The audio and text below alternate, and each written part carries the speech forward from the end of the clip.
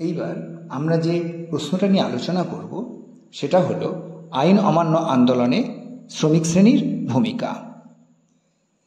মহাত্মা গান্ধীর নেতৃত্বে ভারতবর্ষে ব্রিটিশ বিরোধী যে সকল সর্বভারতীয় আন্দোলন হয়েছিল তার মধ্যে আইন অমান্য আন্দোলন অন্যতম।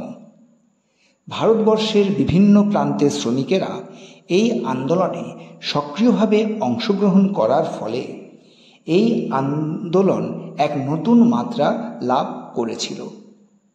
এই সময় শ্রমিকেরা বিভিন্ন কারণে ব্রিটিশ শাসনের প্রতি অসন্তুষ্ট ছিল। আইন অমান্য আন্দোলনের সময় শ্রমিক শ্রেণীর মজুরি কমিয়ে দেওয়া হয়েছিল। তাছাড়াও এই সময় বিশ্বে এক অর্থনৈতিক মন্দা দেখা দেওয়ায় শ্রমিক শ্রেণীর ওপর তার প্রভাব পড়েছিল।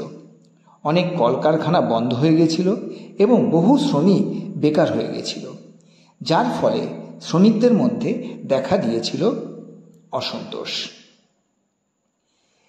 এই আন্দোলনের সূত্রপাত হয়েছিল গান্ধীজির হাত ধরে।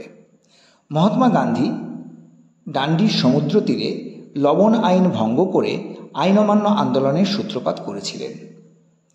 শ্রমিক শ্রেণী এই আন্দোলনে সক্রিয়ভাবে অংশগ্রহণ করে ও ভারতের বিভিন্ন প্রান্তের শ্রমিকেরা ধর্মঘট পালন করেছিল।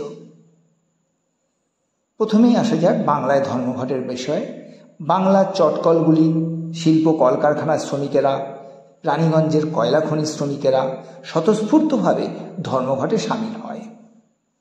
মহারাষ্ট্রের সোলাপুর, নাগপুর, বোম্বাইতে শ্রমিক ধর্মঘট ব্যাপক আকার গ্রহণ করে। বোম্বাইয়ের রেল শ্রমিকেরা রেল লাইনে শুয়ে পড়ে রেল অবরোধ করে আইন অমান্য আন্দোলন চালায়। এছাড়াও করাচি বন্দর, আসামের ডিগবয় তৈল শোধনাগার, মাদ্রাজের শিল্প কলকারখানাতেও শ্রমিক ধর্মঘট হয়েছিল। এই যে অসহযোগ আন্দোলনের তুলনায় এই আইন অমান্য আন্দোলনে শ্রমিক শ্রেণী বেশি অংশগ্রহণ করবে বলে ধারণা করা হয়েছিল, কিন্তু বাস্তবে কিন্তু তা দেখা যায়নি।